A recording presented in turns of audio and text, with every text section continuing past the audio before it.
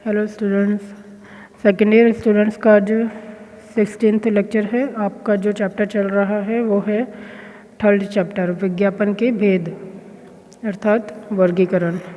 ठीक है, तो इसके बारे में मैंने आपको एक वीडियो में अभी तक एक ही आपका पैराग्राफ बताया है जिसमें विज्ञापन के भेद के बारे में बताया है कि वो कैसे किए गए हैं। उसके बाद आपका जो अभी नेक्स्ट वीडियो है थर्ड चैप्टर का, वो रहते हैं आपके वर्गीकरण, मतलब कि भेद या वर्गीकरण विज्ञापन के, मतलब उनको कैसे बांटा गया, बनावट के आधार पर विज्ञापनों का वर्गीकरण। ठीक है, तो ये आपके 4 पॉइंट है। तो 4 पॉइंट आपकी 3 या 4 जैसे भी होगा आपकी वीडियो में कन्वर्ट रहेंगे। ठीक है, तो आज आपका फर्स्ट पॉइंट आएगा इसमें, और सबसे पहले आपको ये चारों पॉइंट बताए जाएंगे।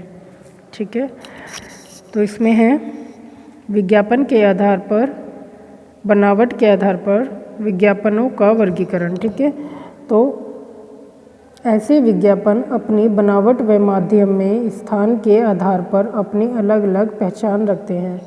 मीन्स वो कहना चाह रहे हैं कि बनावट के आधार पर जो विज्ञापनों का वर्गीकरण किया गया है, उनको बांटा गया है या अलग अलग किया गया है, तो वो उसके बारे में बोल रहे हैं कि ऐसे विज्ञापन अपनी बनावट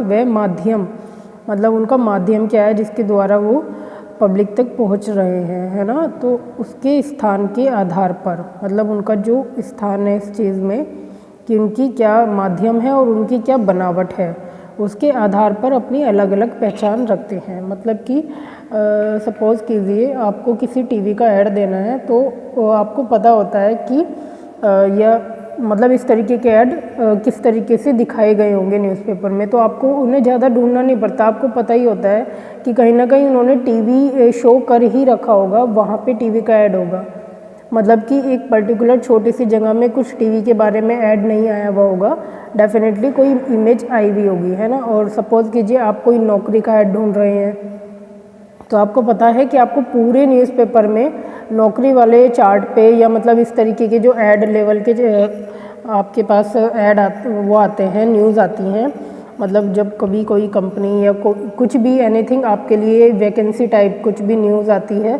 तो वो कहाँ किस पेज पे आई रहती है और किस तरीके से उसके ब्लॉक बने रहते हैं। तो उसी पर्पज़ से ये आपको बता रहे हैं कि हर विज्ञापन अपनी एक पहचान बनाए रखता है। ठीक है, तो यहाँ पे जो वर्गीकरण है इसका मीनिंग आपको मेनली समझना सबसे पहले इम्पोर्टेंट है। खैर उसमें अभी आपके ये जो 4 पॉइंट है वो हैं, फर्स्ट है आपका वर्गीकृत विज्ञापन। ठीक है, ये वर्गीकरण ही को ही इन्होंने इसमें पॉइंट निकाले हैं। ठीक है, तो वर्गीकृत विज्ञापन फर्स्ट पॉइंट है आपका। सेकंड है विस्तृत विज्ञापन, मतलब कि सजावटी विज्ञापन। थर्ड है आपका वर्गीकृत सजावटी विज्ञापन।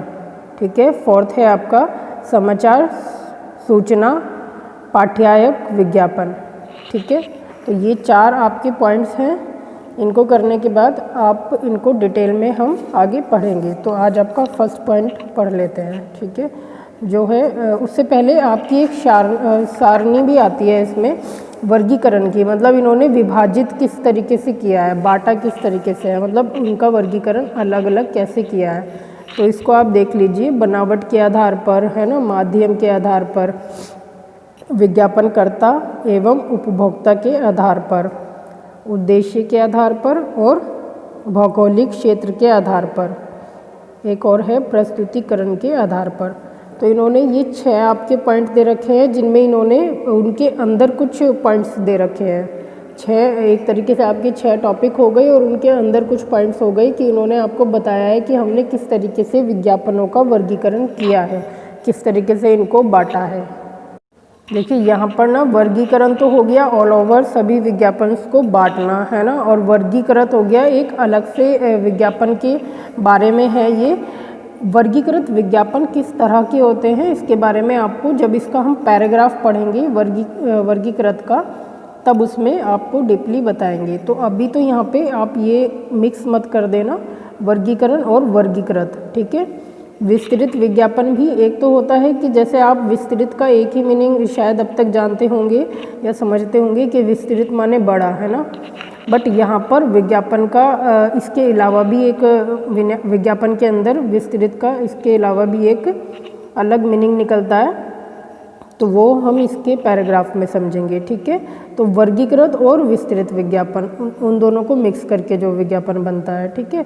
और समाचार सूचना विज्ञापन, तो ये सब विज्ञापन इन्होंने पॉइंट्स दे रखे हैं।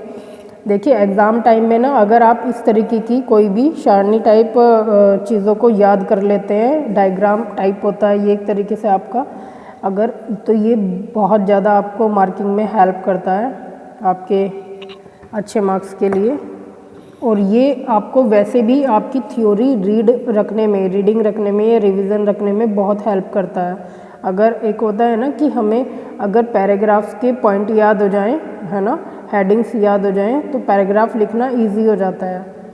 बस हमें अपने हेडिंग्स की मीनिंग पता होने चाहिए, मतलब अर्थ पता होने चाहिए कि हम उनकी परिभाषा टाइप हमें समझ रहनी चाहिए उस चीज़ की, तो हमें लिखना आसान हो जाता है। उसी तरीके से जब हम इस तरीके की कोई भी डायग्राम को लर्न कर लेते हैं, इसको आप 10 बार 20 बार बना के देखिए, लर्न करके देखिए, तो ये हो जाएगा आपको, तो इससे आपको बहुत ज़्यादा हेल्प मिलेगी, ठीक है। तो आपका फर्स्ट पॉइंट हम रीड कर लेते हैं, जो कि है वर्गीकृत विज्ञापन। सबसे पहले आप यहाँ पर वर्गीकृत विज्ञापन की परिभाषा लिख लीजिए, ठीक है, क्योंकि ये आपके लिए सबसे पहले इम्पोर्टेंट है वर्गीकृत को समझने के लिए, तभी आप आगे का जो पॉइंट्स हैं, जो आगे के बीच के पॉइंट्स हैं वो आप समझ पाएंगे, ठीक है। तो परिभाषा है,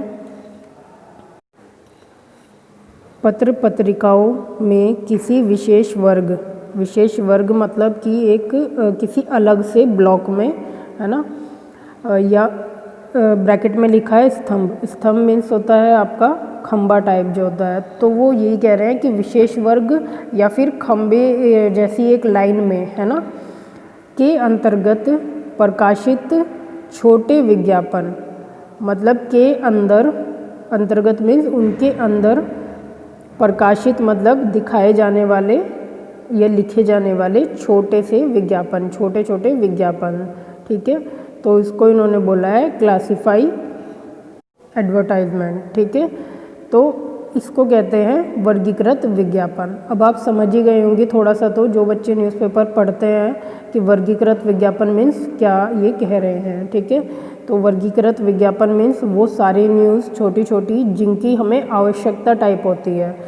सपोज़ कीजिए आपका नौकरी का हो गया, या किसी चीज़ का ऐड हो गया, या किसी चीज़ की मतलब वो एक नौकरी पर्पस से या अपनी किसी चीज़ को सेल करने के पर्पस से, है ना, जैसे कि बोल देते हैं कि भाई इस जगह पर या इस शहर में इस स्थान पर ये मकान बिकाऊ है, या इस तरीके से जो ऐड होते हैं उसके बारे में, या फिर मकान किराए पे देना, जैसे कि, है ना, या बेचना, या दुकान किराए पे देना या बेचना, खरीदना, है ना, खोया मतलब कि कोई खो गया है ना, तो उसके बारे में सूचना देना कि भाई ऐसे करके कोई बंदा खो गया है और उसका ये नाम पता है, ऐसे ऐसे है ना। या फिर रोज़गार के पर्पज़ से, नौकरी के पर्पज़ से कोई भी वैकेंसी वगैरह डाल देना, है ना, वैवाहिक पर्पज़ से डाल देना, विवाह के पर्पज़ से, है ना, या फिर शिक्षा के पर्पज़ से डाल देना।